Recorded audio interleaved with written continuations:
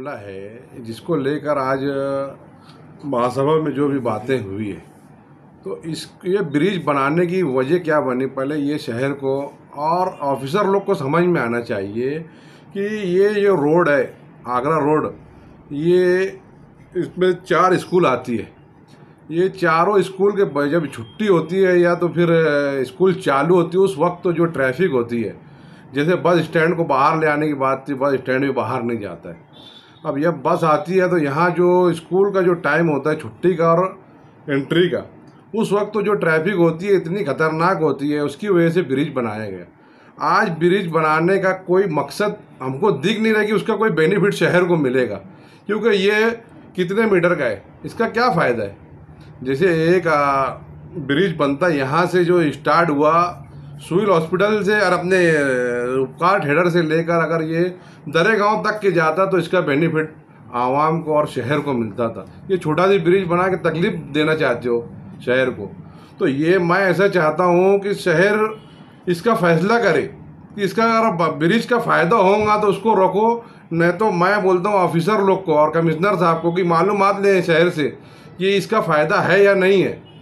और इसकी वजह से जो पहले ट्रैफिक होती थी इससे ज़्यादा ट्रैफिक अब होगी, कि जो बीच में से ये जो ब्रिज का जो उसूल रहता है, नई टेक्नोलॉजी जो बनाना था, ये 25 साल पुरानी टेक्नोलॉजी से बना रहे हैं, तो इसका क्या मतलब है ना।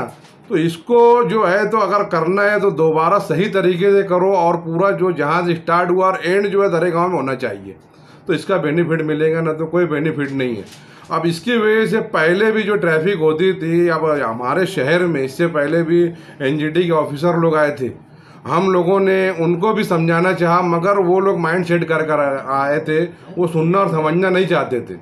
उनको यही बताना हमारा मकसद था कि जो आगरा रोड है यहाँ पे 4 स्कूल है और प्लस जो एकदम यानी सबसे फास्ट रोड है, ये आज शहर के लिए हार्ट ऑफ सिटी के बेहतरीन रोड है, मगर रोड भी इतनी ख़राब है। अब यहाँ पे ट्रक जाती है, ट्राली जाती है, बस जाती है, प्लस बच्चे लोग की जो छुट्टी होती है, हम बताना ये चाहते थे, ये बोलते हैं कि सहजिंग से पॉल्यूशन होता है, कारखाने से पॉल्यूशन होता है, ये एकदम गलत बात है।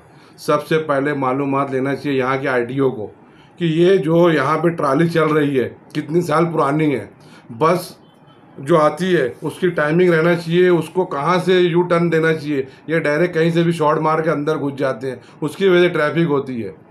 प्लस जो ट्रक चलती है फ्यूल के तौर पे यहाँ डीजल की बजाय जो है तो रॉकेल उसमें यूज़ करते हैं। रॉकेल की वजह से जो वहाँ पे अब ट्रैफिक हुई तो ट्राली भी खड़ी है, बस भी खड़ी है, ट्रक भी खड़ी है। अब ट्रक और उसमें तो वो एक्सीलेटर देते रहते हैं, उसमें से तो धुआं जो निकलते रहता है, तो उसका जो तो धुआं तो हमारे बच्चों के डायरेक्ट मुंह से पेट में जाता है ना, उसका नुकसान क्या है ये ऑफिसर समझे। यहाँ पर हम इससे पहले एनजीटी के ऑफिसर लोग को अच्छी तरह समझाना चाहा, मगर वो समझना नहीं चाहते थे। उनसे हमारी दरख्वास्त तो है कि यहाँ पर आए, शहर के हालात को समझे। ये जैसे एक सनत है, ये सनत की वजह से पूरा शहर चलता है, उसको टारगेट किया जा रहा है, ये भी आप सोचो, है ना। जो मेन पॉइंट है वो आप नोट नहीं करते हो, और वो सहजिंग और ये और सहजिंग से जो अभी यहाँ पे नेवी वाले जो निकाले हैं पॉल्यूशन की जो, तो 12 से भी कम है जो यानी हाईएस्ट रहती है, तो वो तो आम जैसे 2 व्हीलर का और जो नुक्कड़ पे जो सब चीज़ बिकती है तली और ये वो, उसका 18 और 20% है। ये सब साइजिंग और इसका तो 6% और कुछ और कमी आया है। तो मैं बोलना चाहता हूँ एनजीटी के ऑफिसर लोग से कि मालेगांव में आए और अच्छी तरह पहले समझें यहाँ के हालात को, है ना। ज़बरदस्ती एक शहर को टारगेट किया जा रहा है, जो सनत है उसको क्यों टारगेट किया जा रहा है, पहले वो तो आप लोग समझो, है ना। हर हाल में इसको आप लोग केयर करो।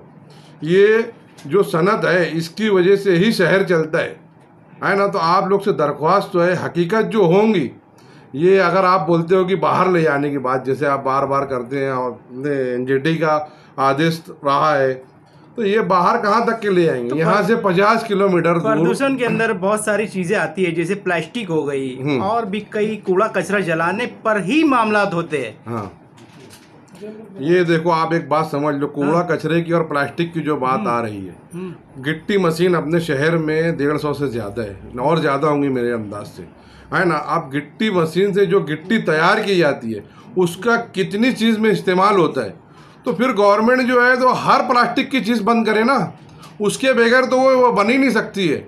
और कूड़ा कचरे की जो बात करते हो तो यहाँ पे जो यहाँ से 100-150 किलोमीटर जो तुम्हारा जहाँ से कचरा आता है गुजरात से वापिस अपने दमन से, है ना, तो वहाँ पर आप जाकर बंद करो ना। इससे पहले हम एसपी साहब को भी बोले कि जो गाड़ी में कचरा आता है वो गाड़ी की एंट्री मत होने दो ना शहर के अंदर, ना वो आएगा ना जलेगा।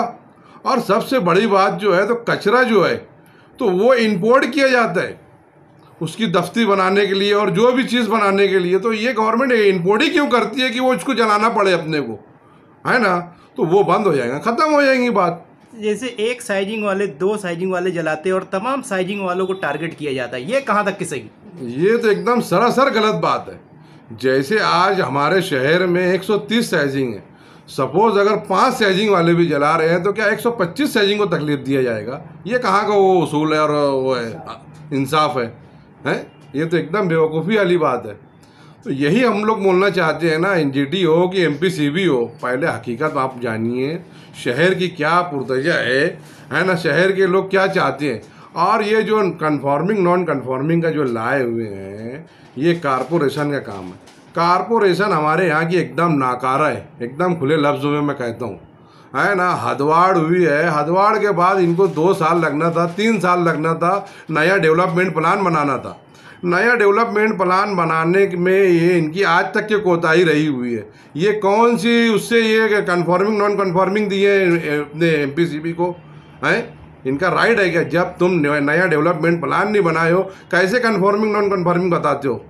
हैं ये कौन सी वो है भाई? आप पढ़े लिखे हो कि आपको हमको सिखाना पड़ेगा? और एक बात कन्फॉर्मिंग में जैसे जो इतने बेवकूफ़ हैं ये जो ऑफिसर हैं, इनको तो ये समझना चाहिए हार्ट ऑफ सिटी में ये कन्फॉर्मिंग देते हैं। जैसे जो हदवाड़ में मालदा, दयाना, दरेगांव ये अपने उसमें जुड़ा गया है, यानी 12, 13, 15 साल की इनके लग एनओसी है साइजिंग और कारखाना चलाने की, उसको नॉन कन्फॉर्मिंग देते हैं। और कन्फॉर्मिंग जो देते हैं तो शहर के अंदर जो जैसे नया पूरा हार्ट ऑफ सिटी है उसमें जो साइजिंगें हैं आसपास की उसको कन्फॉर्मिंग में देते हैं। अबे ये कौन सा रूल है? आप लोग को तो कुछ मुझको लगता है कि मालूम आती ही नहीं है कि कन्फॉर्मिंग किसको बोलते हैं और नॉन कन्फॉर्मिंग किसको बोलते हैं। तो पहले ये सीख कर आओ कि कन्फॉर्मिंग में क्या देना चाहिए, नॉन कन्फॉर्मिंग में क्या देना चाहिए, है ना। ये तो एकदम यानी हरासमेंट किया जा रहा है, शहर वालों को पागल समझ लिया गया है। ये इनको समझ लेना चाहिए कि अगर शहर अपनी उस पर आ गया तो शहर चलना मुश्किल नहीं, सबको चलना मुश्किल हो जाएगा, है ना। ये इतना बेवकूफ़ ना समझे शहर को। लास्ट में आप क्या बोलना चाहेंगे ब्रिज के ताल्लुक से? ब्रिज के ताल्लुक से मेरा यही बोलना है, पहले भी यही बोला हूँ और आखिरी में भी यही बोलूँगा, अगर ब्रिज बनाना है तो नई टेक्नोलॉजी से बनना चाहिए और जहाँ से स्टार्ट हुआ है एंड इसको जो है तो दरेगांव में करना चाहिए, उसका फ़ायदा शहर को मिलना चाहिए। पहले जो तकलीफ़ थी मैं आप लोग को बताया, ट्रैफिक की वजह से हमारे बच्चों का मुस्तकबिल ख़राब होगा। ये जो ट्रक और बस में जो फ्यूल इस्तेमाल किया जा रहा है, एक तो पहली बात आरटीओ और पुलिस तवज्जो नहीं देती है और इसका विलम्ब जो है पूरा शहर को मिलता है, तो ये कोई अपने को समझ में नहीं आता है।